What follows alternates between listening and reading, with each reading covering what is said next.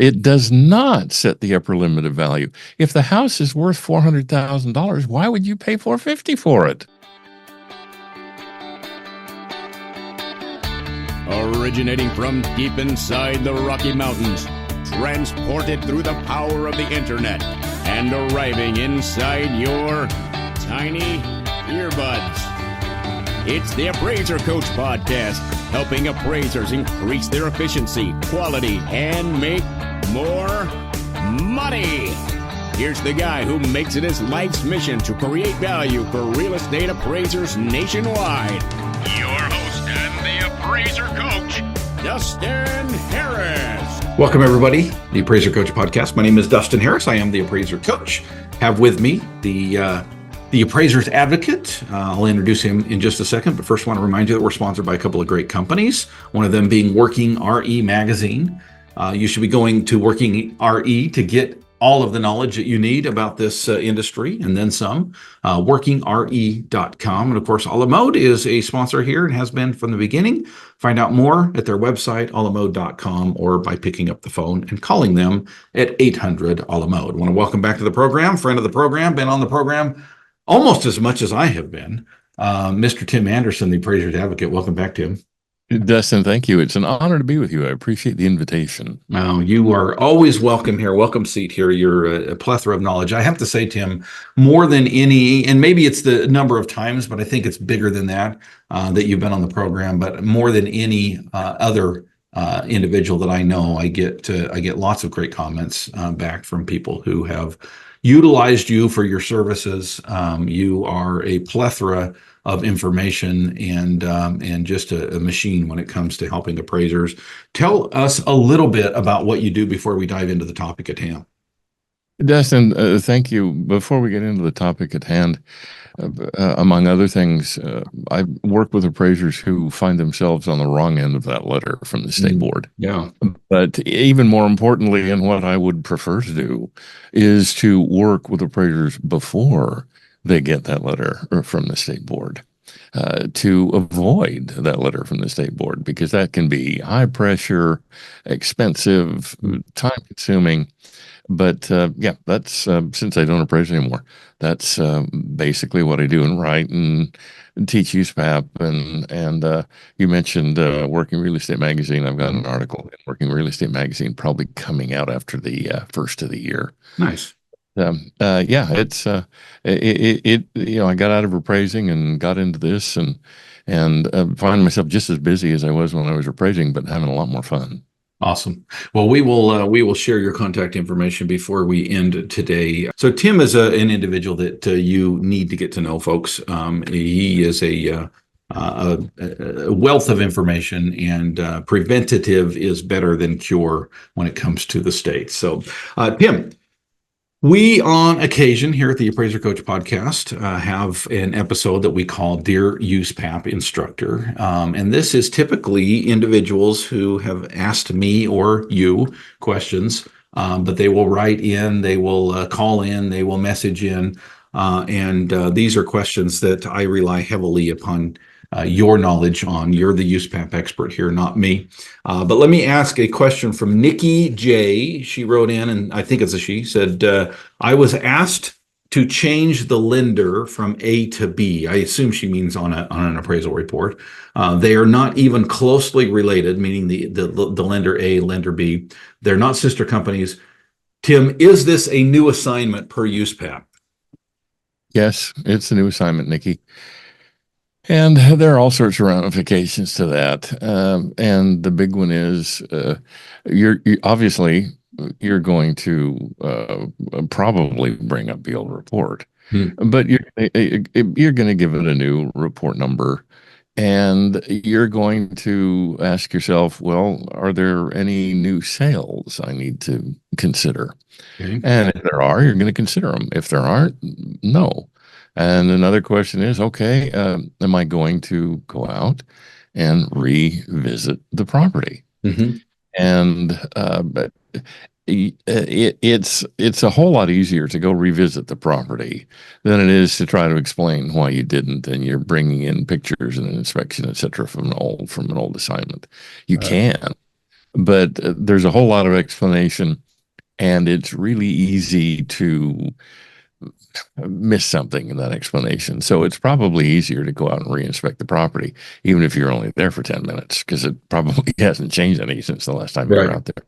One thing I want to ask about, Tim, and I think Nikki brought up something that frankly, in my opinion, and I want to verify this with you, Tim, is erroneous information, meaning it's worthless information. She said they're not sister companies, and my answer to that was, who cares if they are? It doesn't change Right. the answer, right?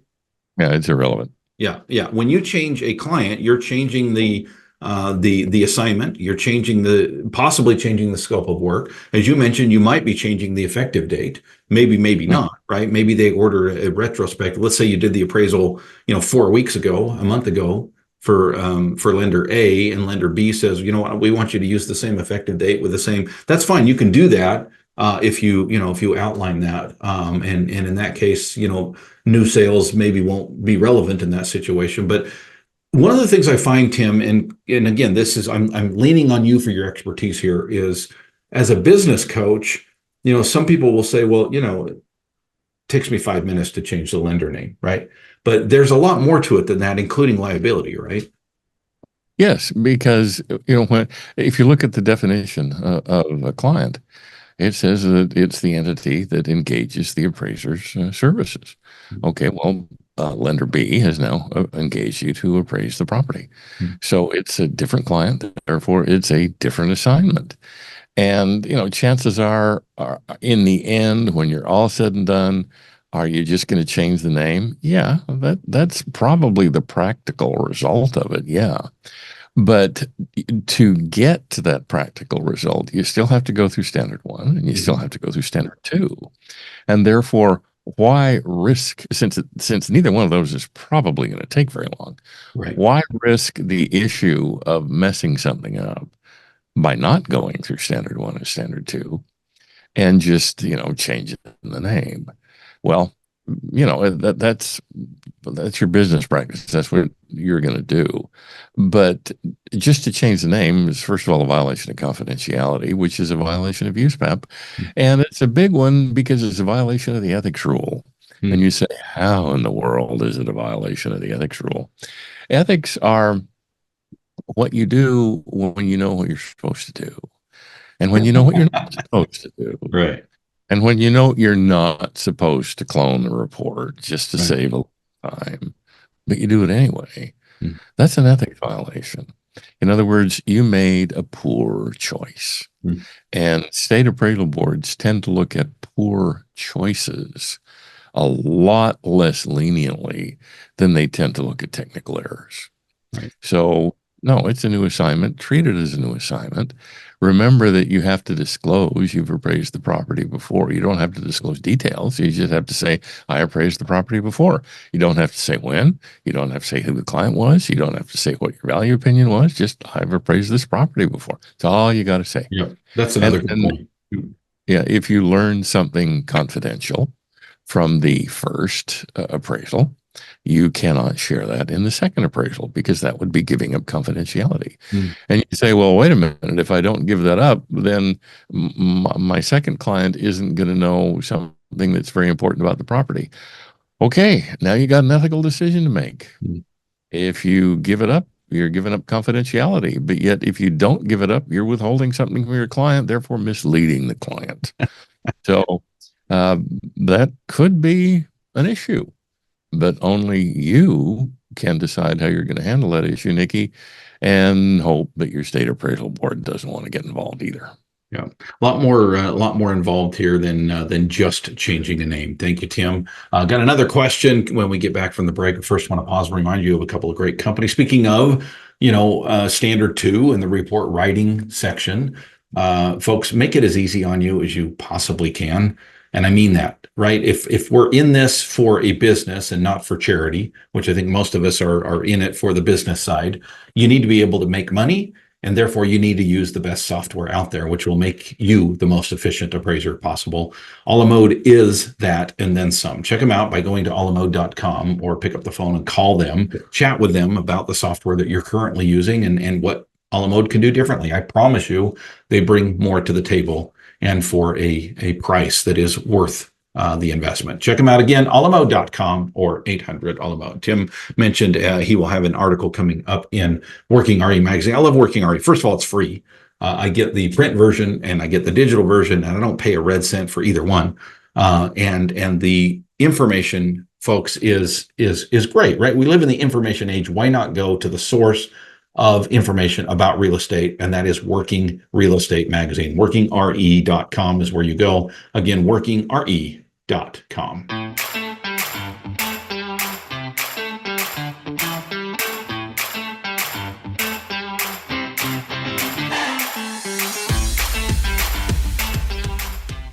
All right, folks, welcome back to the program. Dustin Harris hanging out with my good friend, Mr. Tim Andersen. And we're talking about USPAP, Dear USPAP Instructor. We're talking about how those ethics and regulations impact the way that we do business. Welcome back to the program, my friend. Dustin, thank you. I appreciate it. It's a great opportunity to be with you.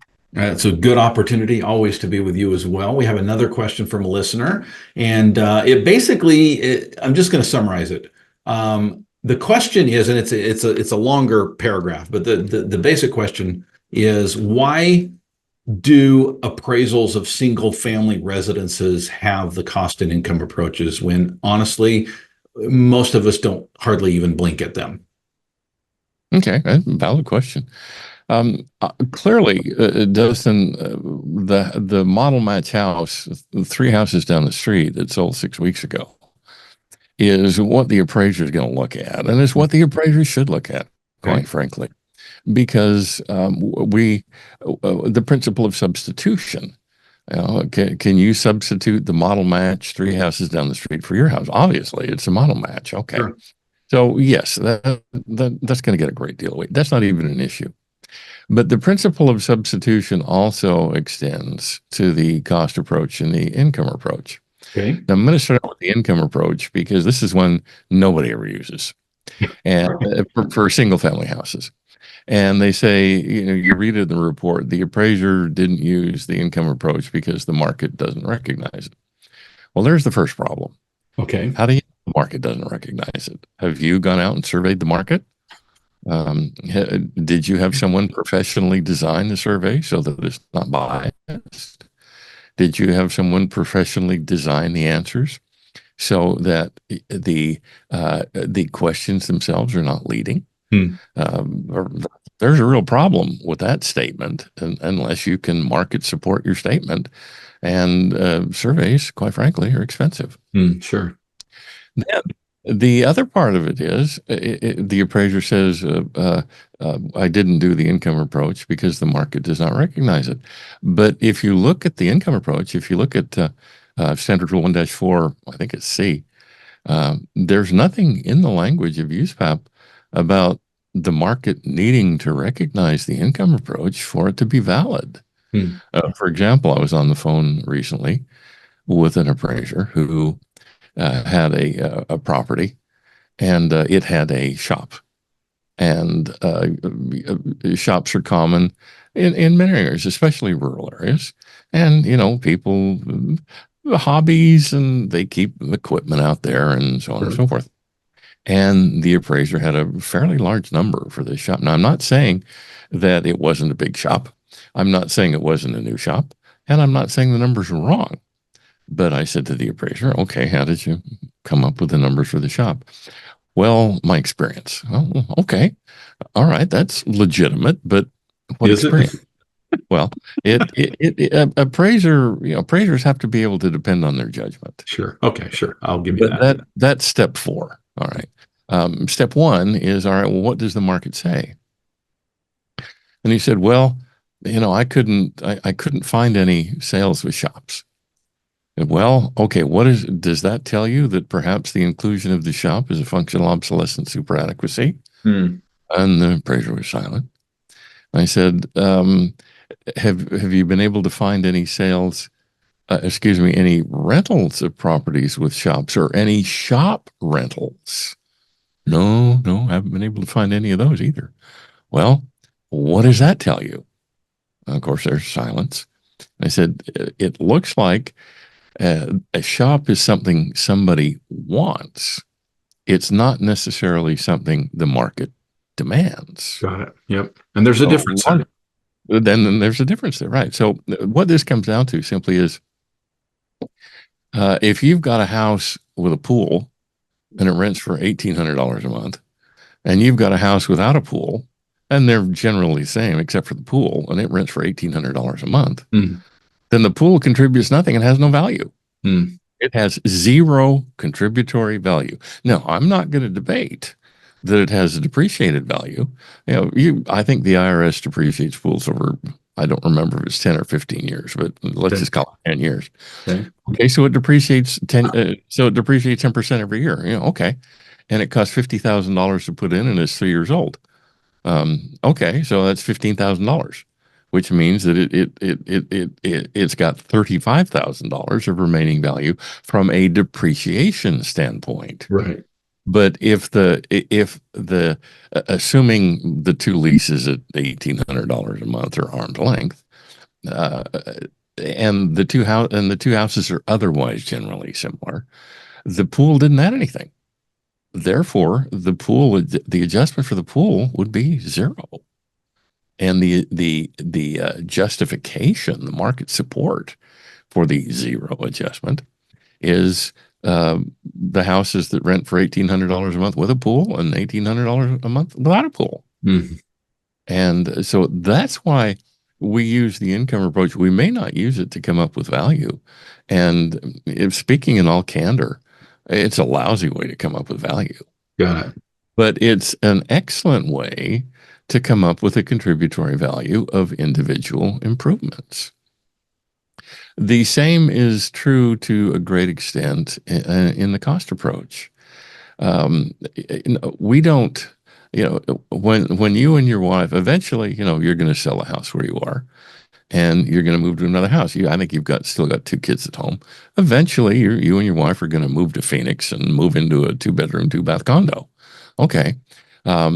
I can guarantee you that when you go to buy that condo, you're not going to sit down with the developer in the sales office, or you're not going to sit down with the sellers in the kitchen and say, well, it only costs $187 a square foot to build this thing, and it's 27 years old.